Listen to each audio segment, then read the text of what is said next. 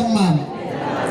የድንግል ማርያምን ስዕሏን የጸባዖት የልጇን ስዕል እጅ እንነሳ ዘንድ ኑ። ይህን የተናገረው የመልክዓ ስዕል ደራሲ ነው። ቤተ ክርስቲያናችን የቅዱሳት ስዕላትን ክብር አምልታ አስፍታ የምታስተምር ናት። ቅድም ሊቃውንቱ በወረባቸው ላይ እለትነብሩ ተንሱ፣ የተቀመጣችሁ ሰዎች ተነሱ፣ ዝም ያላችሁ ሰዎች ደግሞ ተናገሩ፣ ድንግል ማርያምን በምስጋና ቃል ጥሩ፣ በስዕሏን ፊት ጸልዩ፣ እሷ ማን ናት? የአብ ሙሽራ ብለው አመስግነዋልና ቤተ ክርስቲያናችን ክብረ ቅዱሳት ስዕላትን ከብሉያት ከአዲሳት ከቤተ ክርስቲያን ትውፊት አውጣታ የቅዱሳት ስዕላትን ክብር ትመሰክራለችና ሊቁ ምን አለ?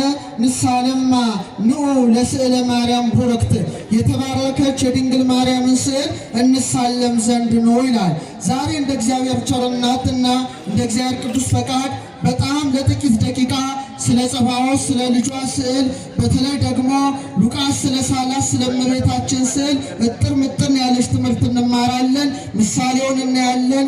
የምስጢር ባለቤት እግዚአብሔር አምላካችን ምስጢሩን ጥበቡ እንዲገልጥልን ቅዱስ ፈቃድ ይሁንልን። ታላቁ ወንጌላዊ ሉቃስ የቅድስት ድንግል ማርያምን ስዕል የሳለ ሲሆን ወደ 8 የሚጠጉ ስዕላትን ስለዋል። ተንባሊት የምትባል ርኅርኅት የምትባል መራይተ ፍኖት የምትባል መሪ የምትባል በጣም በርካታ ስዕላትን የሳለ ሲሆን ከሁሉም ደግሞ ዛሬ ቤተ ክርስቲያናችን መንበሩ ላይ የምታኖረው መራይተ ፍኖት ወይም መንገድን የምትመራ የምትባል የድንግል ማርያም ስዕል ናትና እዛች ስዕል ላይ ብቻ ቆይታ አደርጋለሁ። እግዚአብሔር አምላካችን ምስጢሩን ጥበቡ እንዲገልጥልን ቅዱስ ፈቃድ ይሁንልን። ኦርቶዶክሳዊት ተዋሕዶ ቤተ ክርስቲያናችን በመንበረ ታቦቱ ላይ ምስለ ፍቁር ወልዳ ይልቁኑ ደግሞ መራይተ ፍኖት የምትባል ጣቷን ወደ ልጇ ወደ ጌታ የምትጠቁምን ስዕል መጀመሪያ የሳለው ሉቃስ ሲሆን ስሎም ለድንግል ማርያም ባሳያት ጊዜ ይህ ስዕል አለ በዚህ ስዕል ላይ ረድኤቴና በረከቴ እስከ ዘላለም ወይም እስከ ዕለተ ምጽአት ይኖራል ብላ እንደባረከችው የቤተ ክርስቲያን ትውፊት ያስረዳል። እቺ ስዕል መንበሩ ላይ መቀመጧ ድንግል ማርያም ኪሩባዊት ሰረገላ ተብላ የተገለጠች ናት። በሐዲስ ኪዳን የእመቤታችን ይሄ ስዕል ሲቀመጥ፣ በብሉይ ኪዳን ግን በቃል ኪዳኑ ታቦት ዙሪያ ማን ነበሩ? ኪሩቤልና ሱራፌል ናቸው። በእውነት ክንፋቸው ዘረራ አድርጎ በምስዋው ላይ በመሰዊያው ላይ ነበሩ። በአዲስ ኪዳን ግን በኪሩቤል ሰረገላ ላይ የሚቀመጠውን ጌታ በጀርባው ያዘለች፣ በክንዷ የታቀፈች፣ በከናፍሯ የሳመች እሷ ማን ናት? ድንግል ማርያም በመሆኗ ምስለ ፍቁር ወልዳ ይልቁኑ ደግሞ መራይተ ፍኖት የተባለች ድንግል ማርያም እጇን ወደ ልጇ እያመለከተች ትሳላለችና ንሳለማ ንዑ ለስዕለ ማርያም ቡርክት፣ የተባረከች የድንግል ማርያምን ስዕል እንሳለማት ዘንድ ነው ይላል። ለምንድን ነው በአዲስ ኪዳን መንበሩ ላይ ድንግል ማርያም መሳሏ ቢባል፣ በብሉይ ኪዳን ኪሩቤል የማንን ዙፋን ተሸክመዋል? የእግዚአብሔርን። እሷ ደግሞ በኪሩቤል ሰረገላ ላይ የተቀመጠውን ጌታ በጀርባዋ በማዘሏ በክንዷ በመታቀፏ በከናፍሯ በመሳሟ ከኪሩቤል በልጣለች አልበለጠችም? በአንድ ድምፅ አልበለጠችም? በልጣለች። ሊቁ ምን ይላል? አንቲ ታቢን ኪሩቤል፣ አንቺ ከኪሩቤል ትበልጫለሽ። ወትፈደፍዲም ሱራፌል፣ ከሱራፌልም ትልቅ ያለሽ። ለምንድን ነው አባ ጊዮርጊስ ይሄን ያለው? መልስ ይሰጣል። እስመ ሱራፌል ወኪሩቤል በሰረገላ እሳት ይጸውርዎ ልጅሽን አለ። ኪሩቤልና ሱራፌል በእሳት ሰረገላ ይሸከሙታልና ወበምጽናቱ ዘእሳት ይጼኑ መንበሮ፣ ዙፋኑንም በእሳት ምሰሶ ይደግፋሉና። አንቲ ጸፍኪዮ በከርስኪ፣ አንቺ ግን ያን አምላክ በማኅፀንሽ ተሸከምሽው። ወአቀፍኪዮ በአብራክኪ፣ በጉልበቶችሽ ታቀፍሽው። ወአዘልኪዮ በዘባንኪ፣ በጀርባሽም ምን አልሽው? አዘልሽው። ህየንተ ሰረገላ እሳት አብራክኪ ኮና፣ በእሳቱ ሰረገላ ፋንታ ጉልበቶችሽ ተተኩ። እሳታውያን የሆኑ ኪሩቤልና ሱራፌል በእሳት ዙፋን ላይ ሲሸከሙት፣ ድንግል ማርያም ግን በእውነት በኪሩቤል ሰረገላ ላይ የሚቀመጠውን ጌታ በክንዶቿ ታቅፈዋለችና በእውነት ሊቁ ምን አለ? ህየንተ ሰረገላ እሳት አብራክኪ ኮና፣ በእሳቱ ሰረገላ ፋንታ ጉልበቶችሽ ተተኩ። ህየንተ ወጽናቱ ዘእሳት አእዳዊኪ ኮና በእሳቱ ምሰሶ ፈንታ ምኖችሽ ተተኩ እጆችሽ ተተኩ። ኪሩቤልና ሱራፌል ዙፋኑን መንካት አቅቷቸው በእሳት ምሰሶ ሲደግፉ፣ ድንግል ማርያም ግን ዓለምን የሚደግፈውን ጌታ በምኗ ታቀፈችው? በክንዷ ታቀፈችው። ክብር ለጀርባዋ፣ ክብር ለክንዷ፣ ክብር ለማኅፀኗ። ለስዕለ ማርያም ቡርክት።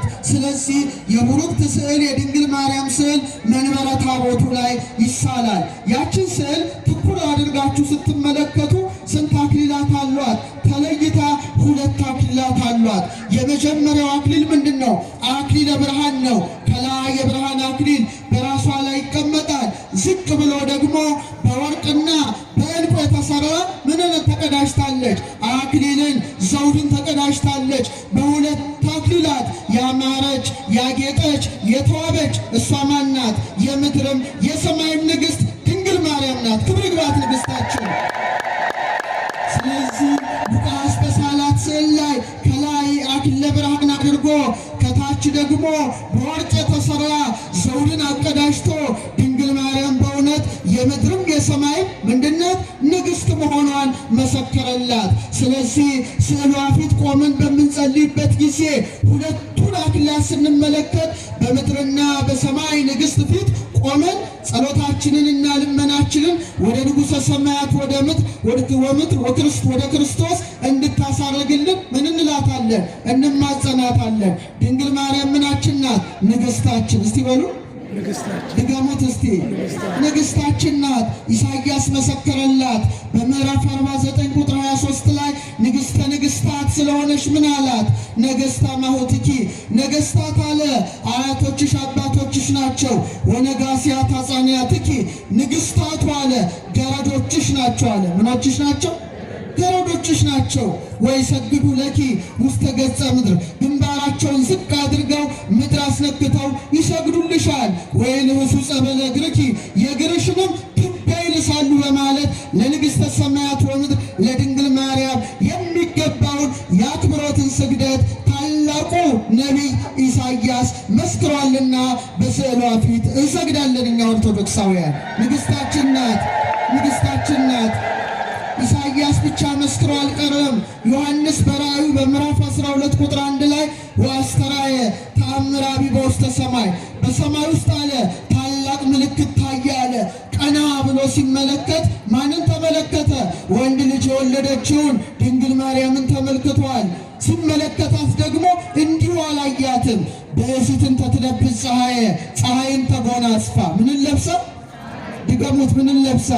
ፀሐይን ተጎናጽፋ ወወርታይተ እገሪሃ ጨረቃን ከእግሮቿ በታች ጫማው አድርጋ ወዲበ ርእሳኒ አክሊል ዘአሰርቱ ክልኤቱ ከዋክብት በራሶቿም ላይ ንግሥተ ንግሥታት ናትና 12 ከዋክብት ያለበትን ዘውድ ደፍታ ድንግል ማርያም በሰማይ ተገለጠች። ደስ ይበላችሁ።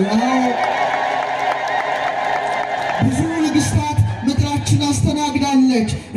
በሀገራችን እንኳን እነ ንግሥት ምንትዋብ እነ እቴጌ ጣይቱ እነ ንግሥተ ንግሥታት ዘውዲቱ ከባህር ማዶ እነ ንግሥት ቪክቶሪያ ይጠቀሳሉ። እነዚህ ሁሉ ንግሥታት የወርቅ ካባ ተጎናጸፉ እንጂ ፀሐይን ተጎናጸፉ አልተጎናጸፉ። ንግሥታቱ የወርቅ ጫማ ተጫሙ እንጂ ጨረቃን ጫማ አደረጉ አልቻሉም። ንግሥታቱ የወርቅ የዕንቁ ዘውድ ደፉ እንጂ ከዋክብትን መድፋት አልቻሉም። ድንግል ማርያም ግን የቀን ጌጥ ፀሐይን ተጎናጽፋ የሌሊት ጌጦች የሆኑ ጨረቃን ተጫምታ ከዋክብትን ደፍታ በሁለቱም ጌጦች አጊጣ የምድርና የሰማይ ንግሥትነቷን ለዮሐንስ ገለጠች። ለእኛም ትግለጥልን ድንግል ማርያም እናታችን። ያሬድ ምን አለ በአድናቆት? እግዝእትነ ለቃል መዝገቡ ለወርቅ ክበቡ ለፀሐይ ለሀይቡ። እመቤት ያለ የቃል ማደሪያው የጨረቃ ክበቡ የፀሐይ ምኑ ነሽ አለ ግለቱ አንቺ ነሽ።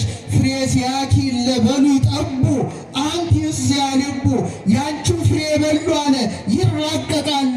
አንቺ አለ ልብ የምታስደረጊ ዛፍ ነሽ እንዳለ ፀሐይን የተጎናጸፈች ጨረቃን የተጫማች ከዋክብትን የደፋች በመሆኗ ድንግል ማርያም ሁለት አክሊል ስዕሏ ላይ ይቀመጣል። ከዛ ይሄን በማድነቅ ዝቅ ስትሉ ተስሎ ግንባሯ ላይ ታላቅ የሆነ አብይ ኮከብ አለ። አይታችሁታል አይደለም? ግንባሯ ላይ ትልቅ ኮከብ አለ። ይሄ ኮከብ ቅርጹ ቢለያይም በቅዱሳት ስዕላት ትውፊት ግን 8 ቅርጽ ያለው ኮከብ ታላቅ አብይ ኮከብ ግንባሯ ላይ ይደረጋል። በትከሻዋ አንድ፣ በአንዱ ትከሻዋ አንድ፣ ይልቁኑ ደግሞ 8 ቅርጽ ያለው ኮከብ ምኗ ላይ ይሳላል? ግንባሯ ላይ ይሳላል። 8 የምን ቁጥር ነው? የሕይወት ቁጥር ነው። 7 የምን ቁጥር ነው? የሥነ ፍጥረት ቁጥር ነው። ሕይወት ክርስቶስን የወለደች ማን ናት? ኧረ ድምፃችሁ አይሰማም? ድንግል ማርያም እናታችን ናት። አዎ 7 ዕለታት አሉ። 7 መገብተ ዕለታት አሉ። እሁድ አንድ ብለን ቅዳሜ 7 ብለን ሰኞ እንደገና እሁድ መልሰን ከዛ ሰኞ 2 እያልን እንቀጥላለን እንጂ 8 አንልም። 8 ማለት ከዚህ ዓለም ውጭ ያለ የሕይወት ቀመር ይባላል። የክብር ባለቤት ጌታችን መድኃኒታችን ኢየሱስ ክርስቶስ ኢየሱስ የሚለውን ስም ያገኘው በስንተኛው ቀኑ ነው? በ8ኛው ቀኑ ነው። የሱ ቁጥር ነው። ወልደ ዳዊት ወልደ አብርሃም፣ የዳዊት ልጅ ይባላል፣ የአብርሃም ልጅ ይባላል። ዳዊት ስንተኛ ልጅ ነው? 8ኛ ልጅ ነው። አብርሃምም ምንድን ነው? 8 የወለደ በ8ኛው ቀን የግዝረት ሕግ የተሰጠው ነው። ኖኅም 8 ሆኖ ምን ውስጥ ተርፏል? ምን ውስጥ ተርፏል? መርከብ ውስጥ ተርፏል። ድንግል ማርያምም በእውነት ከዚህ ዓለም ነውር፣ በእውነት ከዚህ ዓለም መቅሰፍት የምንሰወርባት በእውነት ኖኅን የመራሽ ታላቅ ኮከብ ናት። ክብር ለዚህ ኮከብ ይሁንና ያሬድ ምን ይላታል?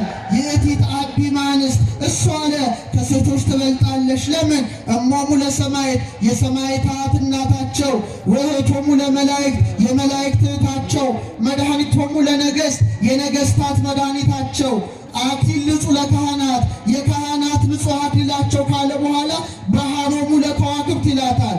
የከዋክብት ብርሃናቸው ካለ በኋላ ኮከብ ስርግው ሀበ ማርያም ሀደረ፣ ያጌጠው የተሸለመው የአጥቢያው ኮከብ በኮከቧ በድንግል ማርያም አደረ። ክብር ለዚህ ኮከብ፣ ክብር ለዚህ ኮከብ ይሁን። ስለዚህ ግንባሯ ላይ 8 ገጽ ያለው ኮከብ ተስሎ ስናይ በእውነት ወደ ሕይወት ክርስቶስ የምትመራን አማናዊት ኮከብ ድንግል ማርያም እንደሆነች እናውቃለን፣ እንረዳለን። በተለይ ታቦተ ኪዳነ ምሕረት ባለበት ቦታ በሚቆመው መልኳ ላይ ሰላም ለዝክረ ስምኪ ዘአስተማሰልዎ በኮከብ ሶበ ብርሃኖ ተከድኑ ጽልሙታነ ራእይ ሕዝብ ይላል ታላቁ ሊቅ ደራሲው። እስቲ አብረን እንበል እይታ በሉ እስቲ። አይሰማም? እይታ የጨለመባቸው ብርሃኑን በተጎናጸፉ ጊዜ በኮከብ ለመሰሉት ስም አጠራርሽ ሰላምታ ይገባል። እውነት ነው። ጨለማ ውስጥ ያሉ ሰዎች ብርሃንን የተጎናጸፉባት አማናዊት ኮከብ ድንግል ማርያም በመሆኗ ግንባሯ ላይ ትልቅ ኮከብ ይደረጋል። ይህ ኮከብ በሳይንሱ ዓለም ምን ይባላል መሰላችሁ? ፖላሪስ ይባላል። እነ ጄሮም የተባሉ መተርጉመ መጻሕፍት ድንግል ማርያምን ምን ይሏታል? ኮከበ ባሕር ይሏታል። የባህር ኮከብ እስቲ በሏት። የባህር ኮከብ። የምን ኮከብ? የባህር። ይሄ የባህር ኮከብ ወይም የሰሜን ኮከብ የሚባለው ሁላችሁ ማየት ትችላላችሁ። በተለይ መርከበኞች አቅጣጫ በጠፋቸው ጊዜ ያንን ኮከብ ተከትለው አቅጣጫቸውን የሚያውቁበት ኮከብ ነው። ይህ ኮከብ ሲሰወር መርከበኞች ተስፋ ይቆርጣሉ። ኮምፓስ የላቸውም። እንደ ዛሬው ዘመን የት እንደሚሄዱ አያውቁም። ተስፋ ይቆርጣሉ። ልክ ያችን ኮከብ በሚመለከቱበት ጊዜ ተስፋቸው ምን ይሆናል? ይለመልማል። ታዲያ ቅዱስ ጳውሎስ በሐዋርያት ሥራ ምዕራፍ 27 ቁጥር 20 ላይ ምን አለ?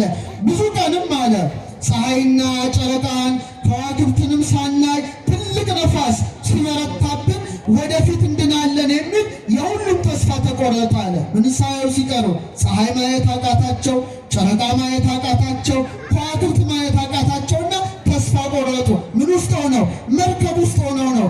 ታዲያ ማዕበል ውስጥ ያሉ የሚቸገሩ ሰዎች ኮከቡን ሲያዩ እጅግ እንደሚደሰቱ እውነተኛውን የአጥቢያ ኮከብ ኢየሱስ ክርስቶስን የወለደች ድንግል ማርያም ኮከባችን ናት። ወደ እውነተኛው ፀሐይ ወደ ክርስቶስ ትመራናለችና ስዕሏ ላይ ትልቅ ኮከብ ተስሎ እንመለከታለን። ከቃሉ ጋር ናቸው።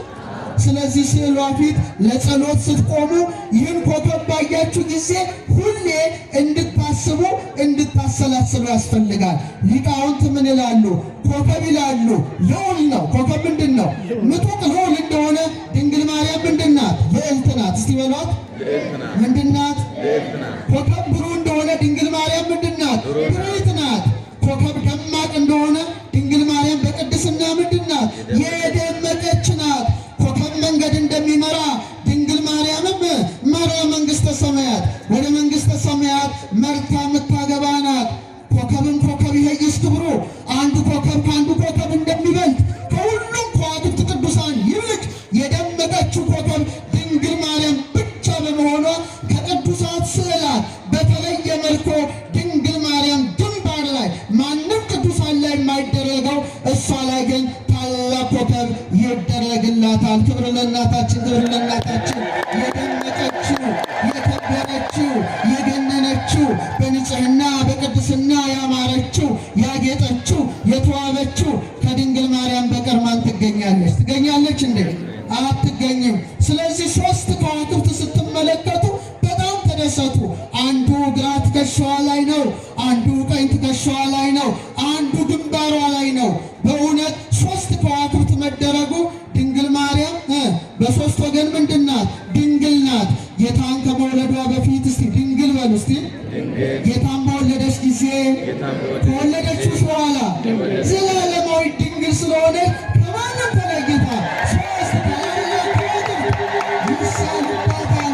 በእውነት በንጽሐ ሥጋ በንጽሐ ነፍስ በንጽሐ ልቡና ያጌጠች በድንጋሌ ሥጋ በድንጋሌ ነፍስ በድንጋሌ ሕሊና የታተመች ትምት የሆነች ከእሷ በቀር ማን ትገኛለች? እንደውም ከግንባሯ ከትከሻዎቿ አልፎ በአንዳንድ ስዕላቷ ላይ ልብሷ ላይ ሁሉ ከዋክብት ይረጭበታል። ለምን? ሰማይን በምን አስጌጧል ጌታ? ኧረ መልሱልን። ሰማይን በከዋክብት ያስጌጠውን ጌታ ዳግሚት ሰማይ ሆና በማኅፀኗ የተሸከመችው በአንድ ላይ ስሟ ማን ይባላል? ማርያም። እስቲ በሉ ድገሙት እስቲ። ሰማይን በምን ያስጌጠው? ሰማይን በምን ያስጌጠው? በከዋክብት በፀሐይ በጨረቃ ያስጌጠውን አምላክ ዳግሚት ሰማይ ሆና በማኅፀኗ ተሸከመችው፣ በጀርባዋ አዘለችው። ስለዚህ ልብሷ ራሱ ሰማያዊ መሆኑ ድንግል ማርያም ምንድን ናት? ሰማይ። እስቲ በሉ ቆይ እስቲ ጥያቄ ልጠይቃችሁ። እግዚአብሔር የት ነው ያለው? ምድር ላይ የለም? አባታችን ሆይ በምን የምትኖር? ምድር ለቆ ሰማይ ላይ ያለ ማለት ብቻ አይደለም። ሰማይ ከፍ ያለ እንደሆነ ልዑል ነው ማለታችን እንጂ ከጽርሐ አርያም በላይ ርዝመቱ፣ ከበርባሮስ በታች ጥልቀቱ፣ ከአድማስ እስከ ናጌብ ስፋቱ፣ ከምስራቅ እስከ ምዕራብ ርዝመቱ ማይባለው ማን ነው? እግዚአብሔር ነው። እና እግዚአብሔር እንዲህ አለ፣ ሰማይ ዙፋኔ ነው፣ ምድር የእግሬ መረገጫ ናት። ለእኔ ምን አይነት ቤት ትሰራላችሁ አለ። ሰማይ ምኔ ነው? ምድር ምኔ ነው? በቃ እግዚአብሔር አጣ ማደሪያ አጣ። ሰማይ ዙፋኔ ነው አለ፣ ምድር የእግሬ መረገጫ። ታዲያ ምን አይነት ቤት ትሰራላችሁ አለ። ለካ እግዚአብሔር አንዲት ሰማይ አንዲት ምድር ነበረችው። እሷ ማን ትሆን? ድንግል ማርያም ናት። ሰማይ ዙፋኔ ነው እንዳለ 9 ወር ከ5 ቀን ማኅፀኗን እንደ ዙፋን አድርጎ ምን ሆነ? ተቀመጠ። ምድር የእግሬ መረገጫ ናት እንዳለ 9 ወር ከ5 ቀን እግሩ ተረገጣት። ዳግሚት ሰማይ ዳግሚት ምድር ሆና ተገኝታለችና በልብሷ ላይ ከዋክብት ተበትነው ከርሰ ድንግል አብዮተ ለዓለም አየራት። የድንግል ማርያም ማኅፀን ከአየራት በለጠ። ወተሰብሐ እምሱራፌል ወኪሩቤል፣ በኪሩቤል በሱራፌል ዘንድ ተመሰገነ። ከርሰ ድንግል ሆነ ታቦት ወማኅደረ ለእግዚአብሔር አዶናይ፣ አዶናይ ለተባለ ለእግዚአብሔር ማደሪያውን ሆነ ተብላ ተመሰገነች። ዳግም ይሰማል።